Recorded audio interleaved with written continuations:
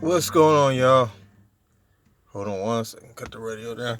So, today, I found somewhere that cuts hair. Going to go get all of this done. So, yeah, I'm doing that today. Just got done with dialysis not long ago. Um, yeah. Funny thing happened to me earlier today. Not earlier today, but, well, it was mentioned to me a little while ago. Uh, so I went into CVS. I always go into the same CVS. And they know me in there. So the last time I was in there was when I just got out the hospital. I still had the arm tags on my arm from the hospital. Well, from what I hear, I sneezed because I had really bad allergies and I had the arm tags on my arm. And everybody that was standing behind me, like, scattered. And I was wondering why when I turned around, there wasn't nobody back there. And everybody laughed, but they couldn't laugh, like in front of me, I guess. So they waited until the next time I come in and say something about it. But I was wondering when I was in there why there was nobody. If you want to get rid of people, you want to self-quarantine and self-distance yourself, walk in CVS with some hospital bands on and start coughing and sneezing. That'll do it. That'll take care of it. No question. Won't have a problem on nobody. It just disappeared. In other news, today is Friday. I was supposed to be leaving today, but I woke up the other morning, on Wednesday morning, and transmission in the car was slipping. I think I have it fixed, but I'm not 100% sure. Chalked it up to a bad valve body, which is the thing that makes it downshift. It was clogged. It had little bits and pieces of particle in it, which is scary because that means that my clutches are bad in the transmission, or at least one of them is. Now, I'm not sure which one it is, but on this particular transmission, if it's just one of them, I'm not worried about it because it'll just skip whatever gear it is and go to the next gear. I'm just hoping that it's not first gear, because if it's first gear, then the transmission won't work at all at some point. It's not slipping anymore. It completely is fixed. I mean, at least for the moment, it's fixed. Don't know what that was about for sure, but I pulled the valve body out and cleaned that, and it seems to be working fairly well. Which brings me to my next thing that I'm going to say. So I was standing in line at AutoZone. Well, you're getting a couple stories today. I was standing in line at AutoZone trying to get the filter for the transmission. And it was a line all the way down to the door. Look at it. Riding four-wheelers out in the street. It was a line all the way down to the door. And the reason that the line was all the way to the door was because there was one man who didn't know what engine he had, didn't know what kind of car he had, and had everybody in the damn store trying to figure it out. One man held up the entire AutoZone. Mind you, we quarantined. We self-distances or something to that extent. And this man here is, why, first off, what are you doing driving? If you don't know what you're driving, then why the hell are you driving? Know what engine you have. Know what you got. Don't go in there and say that you have a Geo Metro if you got a Chevy Impala. Know what you got.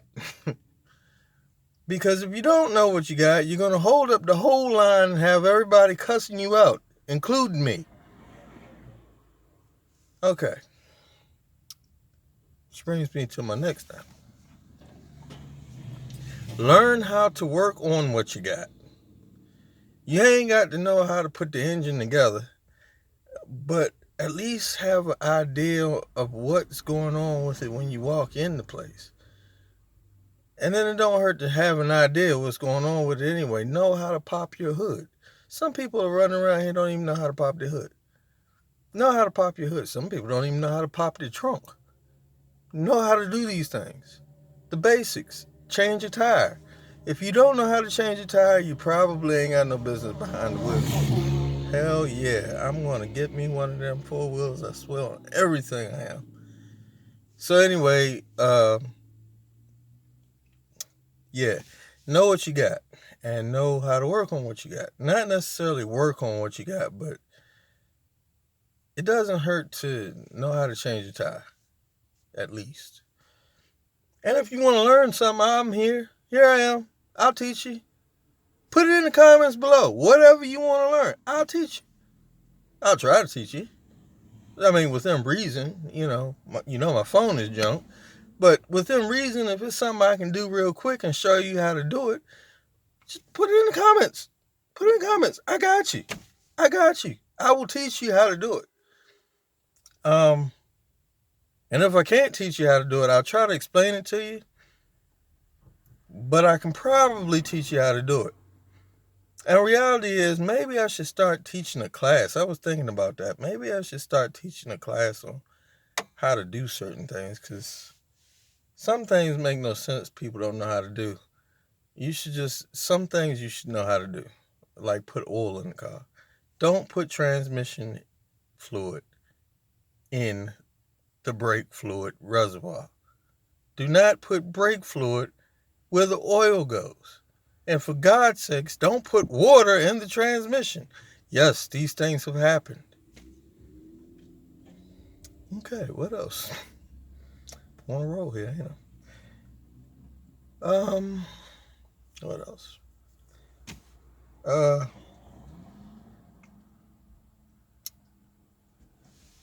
Living in a limo. Let's talk about that for a second. So, I'm living in this thing. My clothes and stuff in that box right there. I'm going to go wash clothes after I get my face done. But I'm living in this thing. And it's not that bad. It's relaxing. It's okay. It's not bad at all. I've been to my mother's a few times during the week because I have panic attacks. But other than that, it's not so bad at all. It's okay. It's like living in a van, but with more room. There's actually more room in here than there is in a van. You don't have the standing room, but you definitely have the length. And this ain't the longest limousine in the world. It's only 25 feet or 20, 26, 27 feet. It's not that long. Only a 27-foot car. Just bigger than some RVs. Aside from that, you got trying to park it, which is quite a task, because you get idiots that want to pull up next to you real close. No matter how far in the parking lot you park, they want to pull right up next to you, and then it's hard to get out. And then sometimes you end up tearing up shit because you can't get out of the space. Pulling in the spaces, you don't pull in, you back in. You'll never pull in with this thing. Nope. Not unless you plan on backing out, and that's not easy either. Parking spaces is difficult, to say the least, but other than that, I do pretty good. And then, at the same time, with that being said, I used to be a truck driver, so this ain't that big to me. But to other people, this thing is probably ginormous. I can't imagine how big this thing must be to the average person. What else? U-turns. Nope, none of those. You can forget that. That's out the window. You ain't making no U-turn. You'll make a C-turn. You'll make an almost U-turn, but you won't quite make it because you're either going in the ditch or hitting the guardrail, or running over a median sign. Don't ask me how I know. Many a median sign has met their death to the side of my car. Anyway, yeah, you're not making any U-turns. You might make a 3-turn, which is forward, backward, and forward, backward. You might even make a 2-turn, which is forward, and then you realize that you can't go forward no more, and then you got to back all the way up, and it's in the shape of a 2.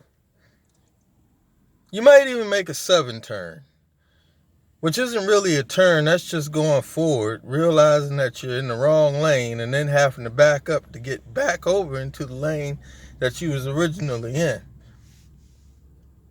Yeah, I know all about that too. Yep, but you're not making U-turns.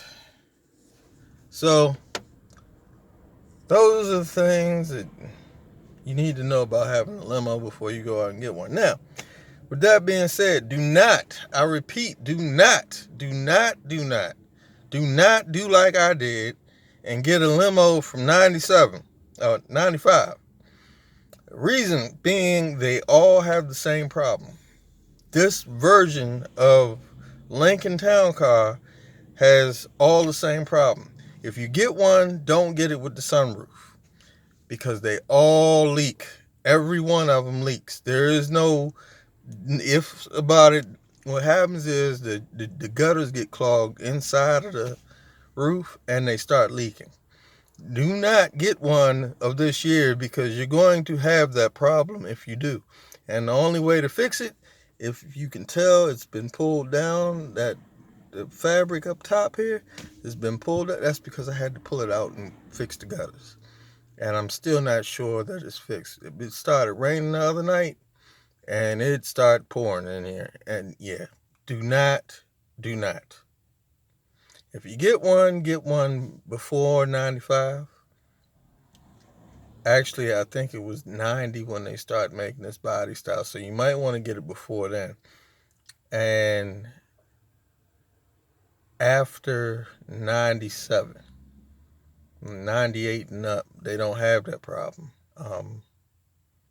But all of these have the same 2 problems: oil leaks and the sunroof leak. They all have it. They all do it. And the windows don't work, and the windshield wipers get stuck in the up position. I did a video about the windshield wipers. If you have a Lincoln Town Car, you know what I'm talking about. The windows don't work, and the windshield wipers get stuck in the up position. Yeah, the limo is no exception to that problem. What else? What else? The electrical problems. Yeah, it's got electrical problems. Not major ones, just typical Lincoln Town Car electrical problems. Once again, I've had probably about 5 or 6 of these. Well, they weren't limos, they were regular Lincolns, and they all had the same problems. Same thing here, no different. If you get one, definitely get one before 90 or after 97, because the ones of those years that was a new body style, and they were somewhat semi-experimental. Along with the Crown Victoria, the Grand Marquis, and I'm going to say the Ford truck of 97 and the Expedition of 97. All experimental. Okay, what else? My gas mileage. So many people assume that this car is awful on gas. It's really not bad. I get 20 miles to the gallon in this car most of the time. Actually, I might get more than that. Earlier, I was pushing 27. And it's accurate. The car is actually not bad on gas like you would think it is. I'm pretty sure the early version of this body style, it came with a different engine. It came with a 5.0, same engine they used in the Mustang. And that one, I'm almost sure, is awful on gas. It probably get about 15 miles to the gallon. This one gets 20 plus.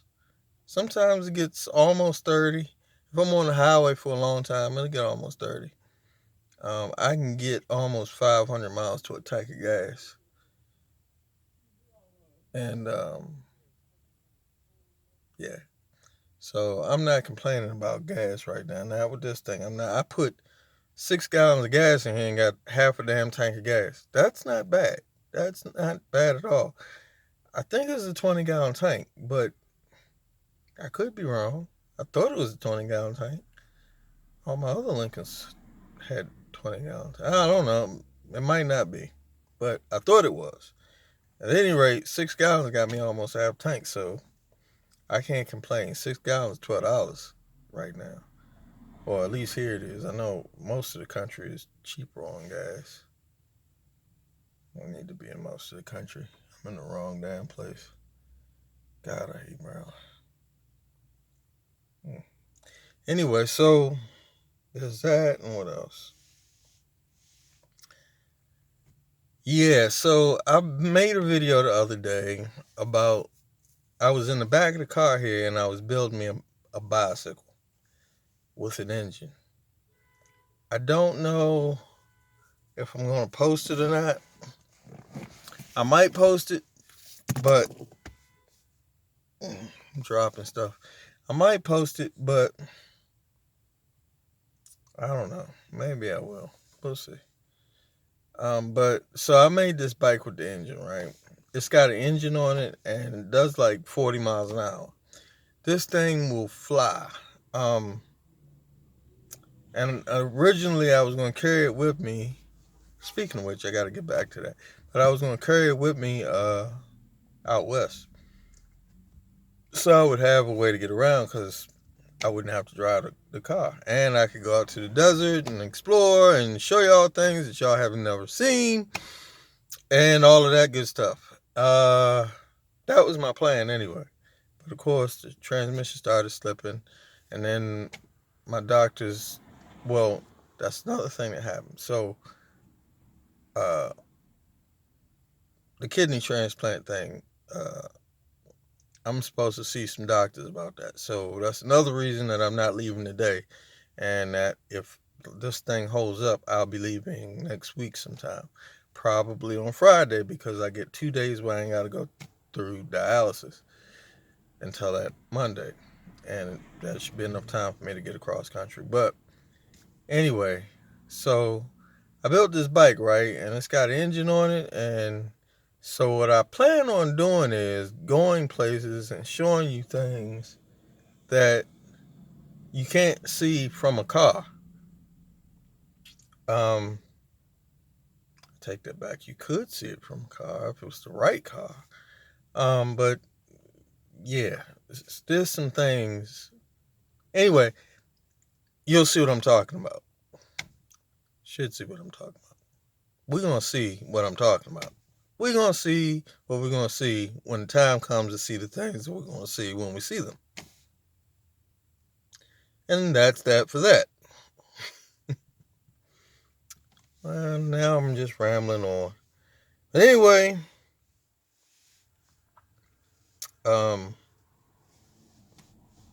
hopefully everything is good with you.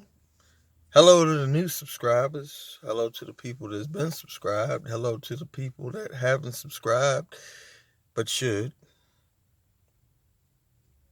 And make sure you tell somebody you love them today.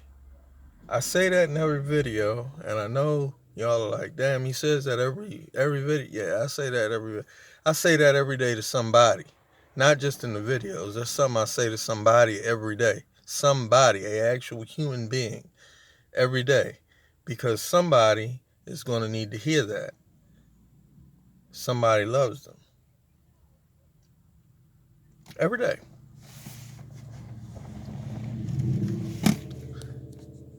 And yeah, you might save a life like that. Looking back on it, I probably could have saved a few myself like that. Somebody saved mine like that more than once. So make sure you tell somebody you love them today, because if you don't tell them you love them, then you might not ever get the chance to again.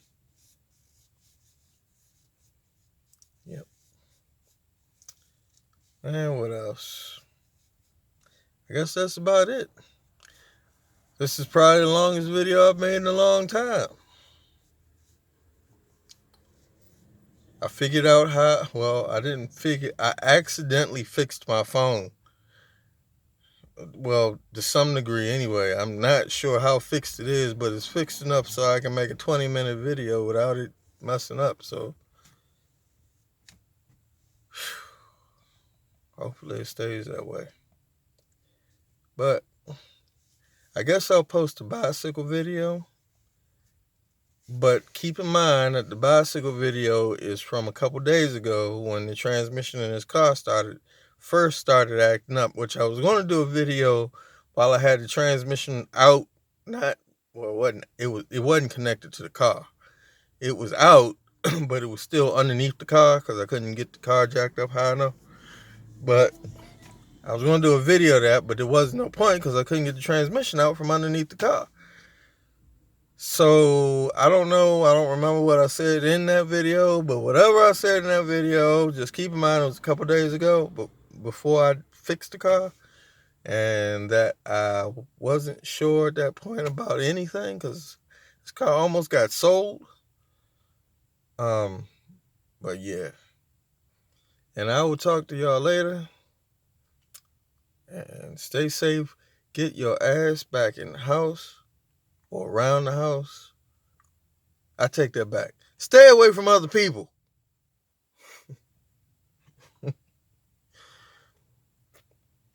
And that's, wait a minute. I got to say one more thing. And look, I know that we are not susceptible to certain things. And this is for the black folk. I know that. I know we're not. But this disease, we can get it. We will get this. And we will die. Okay? We're going to die if we get this. Well, then again, you might recover.